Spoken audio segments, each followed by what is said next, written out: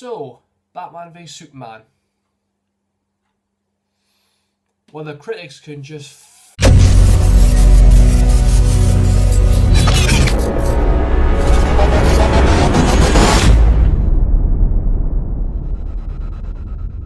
Hey everyone, welcome back to the Geek Region YouTube channel. So, yeah, here it is. It's the Batman v Superman Dawn of Justice movie review from me, Mr. Geek Region. Before I get started, I just want to say thank you to everyone who's been watching the Comic-Con vlog.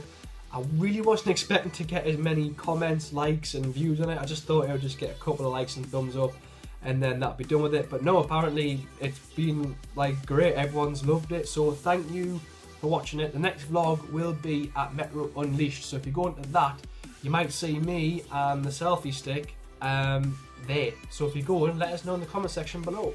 With that being said, let's just crack on with the movie review. So for 3 years we've been waiting for this film, and it felt longer than the 3 years. It felt like a decade. But finally BVS came out last week. Side note, the reason this review's a little bit late, I thought I'd let the vloggers, bloggers, press, media, etc. have the say, get it out there on the public eye. I thought I'd let the dust settle. Listen, watch, read what they have to say, drink it in, go see the film with that in mind, then like try and relate or disagree with some of the stuff. I disagree with pretty much everything they've said. There's a few things I agree with, but you know, mainly I disagree with what almost everyone has said.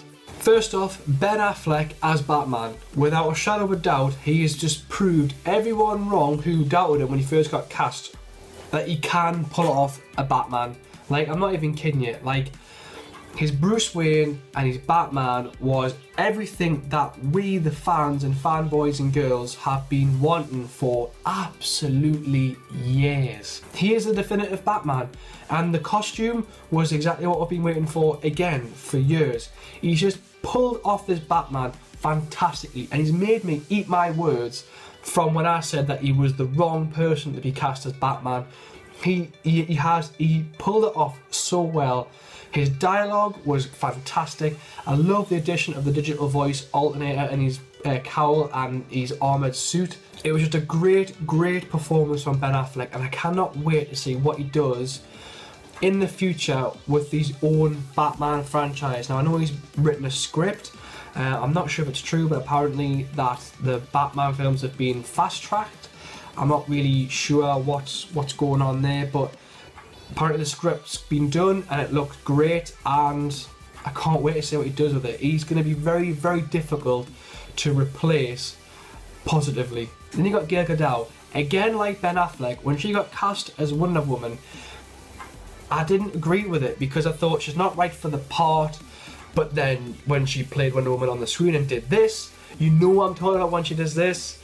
She is right for the part. She shook me up again. She proved that she can handle the pressure and handle everything that needs to be done to be Wonder Woman. She's strong. Everyone was saying she doesn't look strong and bulky. I'm sorry, but when you watch the cartoons and you watch the animated films, in no way do you see Wonder Woman absolutely hench. Like, you don't see them absolutely ripped with muscles. Gal Gadot looks like Wonder Woman and acted exactly how I thought Wonder Woman would act on screen, and I cannot wait to see what she does, again like Ben Affleck, with our own franchise for Wonder Woman, which we're expecting, I think it's next year we're getting it, but it teased it ever so slightly with that photograph from World War One. I cannot wait. She has done marvellous with Wonder Woman, and she deserves a huge pat on the back for it. She didn't have to even alter the accent. She was just a natural accent, and it just worked well with Wonder Woman. The shield, the sword, the lasso of truth, it was just amazing to see on the screen and to be used on Doomsday. And she even cuts off Doomsday's arm, which was just mint, but at the same time that arm killed Superman, so in a sense she was sort of responsible for Superman's death. I'm just kidding, so don't freak out, I'm just kidding. Then you've got the wonderful cinematography that Snyder has brought to this film. We all know that Zack Snyder is a wonderful visual director. Maybe not so great with some of the dialogues and some of the scenes. Every director has that part. There's no perfect director, I can guarantee you that. But the opening sequence of the Batman origin story, which we've all seen, we all know of, it's pulled literally from the comic book and onto the screen, and it's perfect. You've got the other scenes there as well, like they just look fantastic, and you know it's his film by some of the dark and gritty scenes. You can tell it's his with the opening sequence, and you can definitely tell it's his when Batman faces Superman, because it just reminds me of Watchmen and it reminds me of 300 so much. Just the way it was shot and how dark and the rain and everything is. He's the perfect comic book director. Everyone's been giving him stick and hate lately and asking him to leave the franchise. Maybe he could take a step back, but I wouldn't want him to leave, because I was a fan of Man of Steel, one of like 3 people on the entire planet who liked it. I like what he did with this film as well. So if people don't want him to direct, then I wouldn't try to force him out of the Justice League or force him out of the future films. Just have him someone to help with the visual aspects of films and help with how to direct a comic book film. Don't just chuck them out altogether because of one film. Jesus Christ.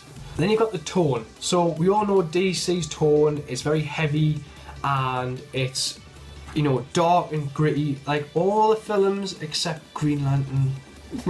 It has to be done in a certain style and tone, and he's did that again so well. There's not one point where everything's sunshine and roses. It's a very dark tone, and the bar stays level through the entire film. It doesn't rise, it doesn't lower.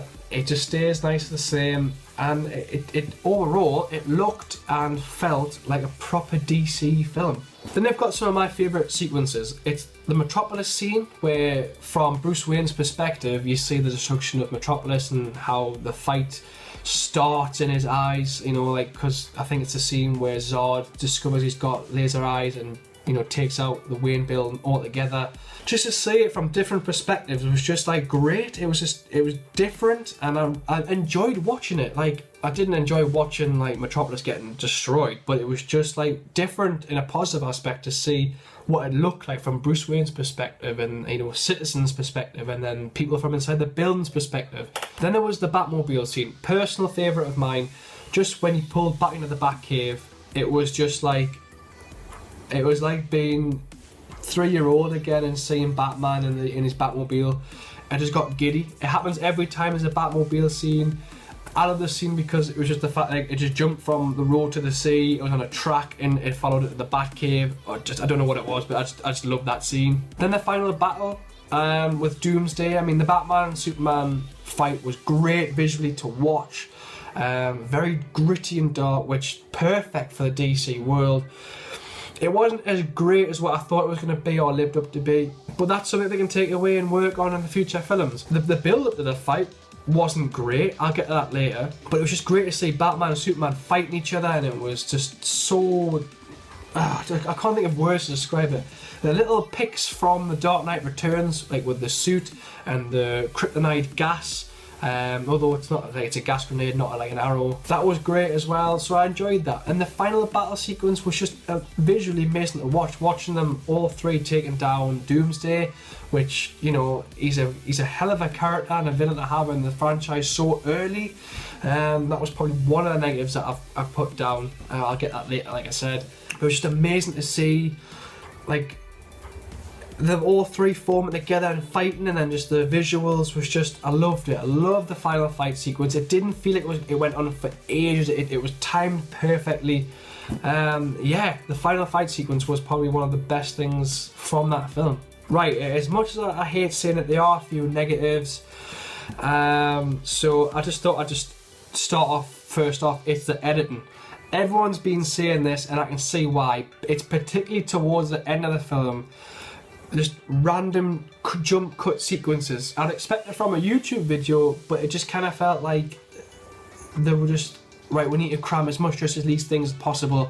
Let's just do as many jump cuts as possible and try and make it squash together and feel like it fits. And then that kind of like related to Age of Ultron in a sense, because you had what would be a great story, Ultron But then towards the end, you had all like the Phase 3 stuff. You had like the Infinity Gauntlet and Thanos and the Infinity Gems.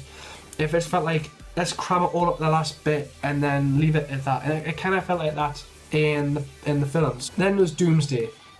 Kind of wish they didn't show the Doomsday bit from the trailer, because it would have been a nice surprise, but I kind of thought he would be the enemy for Justice League Part 1. I thought they would end it at where they all, like, you see three of them together. He kills Superman, which, you know, you see the birth of Superman, Man of Steel, the death of Superman, this film, and I'm pretty much guessing you're going to see the rise of Superman in Justice League Part 2. I can't see it happening in Part 1. It might happen in Part 1, I don't know. But yeah, Doomsday, I would have liked to have seen them take on Doomsday in Justice League Part 1 to bring them together. But yeah, I was happy how he looked. I'm not arsed that he looks like a turtle or whatnot. Like, he looked great, and I would have loved to see him evolve a bit more. But I'm sure we'll see him in the future after Justice League Part 2. Because there's no way they're just going to kill him off straight away after one fight. That would just be the wrong thing to do. And finally, the other negative aspect was the build-up to the actual fight for Batman v Superman. When people asked me how well this film was, I gave an honest opinion and said it shouldn't have been called Batman v Superman. It should have just been called Dawn of Justice, because the fight sequence was so irrelevant. As visually amazing as it was, the build-up to the fight sequence just didn't make sense. Lex Luthor is pissed because Batman stole his kryptonite, so he's getting Superman, who he captures his mom, to blackmail him in a sense, to go and kill Batman so they can fight. The build-up didn't make sense. Like, had Superman been controlled by red kryptonite, or Superman had seen Batman do something ridiculous, but the fact that it was just like, Lex Luthor, you stole me kryptonite, right, it's Batman's fault, right, Superman, if you don't kill Batman because you stole me kryptonite, I'm gonna kill your mom, right, I'm gonna go and kill Batman. Oh, it just doesn't make sense. Like, it was just, that was probably the only thing that I just really disliked, was just the build-up. It just didn't make sense. So overall, I'll be honest with you, I'll give this film an 8 out of 10. Purely because it is everything that we want to see as a comic book fan. If you're outside the comic book world, I can understand if you give it like 5. If you're the hardcore comic book fans, which I've seen, and you've given it like a 5, they must have done something really, really bad. But for me, as a fanboy, it gets an 8. So there you have it. That is it. That's the review done and dusted. I hope you liked it. If you did, please give the video a thumbs up. Let me know in the comment section below what you thought of Batman v Superman. Was it your taste, and did you enjoy it? What did you not enjoy? Let me know. Let's talk about it in the comment section below. I want to hear what you think. So next up we have Captain America Civil War, which is out. It's out this month. So we've got that to look forward to. So that'll be the next movie review. Yeah, so again, please subscribe, thumbs up, comments below. Before I go, I do have a quick announcement of my next series of videos I'm going to try and work on. It's what I'm reading, so I'm going to try and pick out a comic book every couple of weeks. I'm going to try and do it like every fortnight if I can, and just review a comic book that I've read. So at the minute I'm reading Hush, which I'm absolutely loving at the minute, so I might do that first review some point over the week, and then I'll just pick and nitpick other comics. If there's comic books that I think I should read, again, let us know in the comment section below. I'll let you know once it goes live.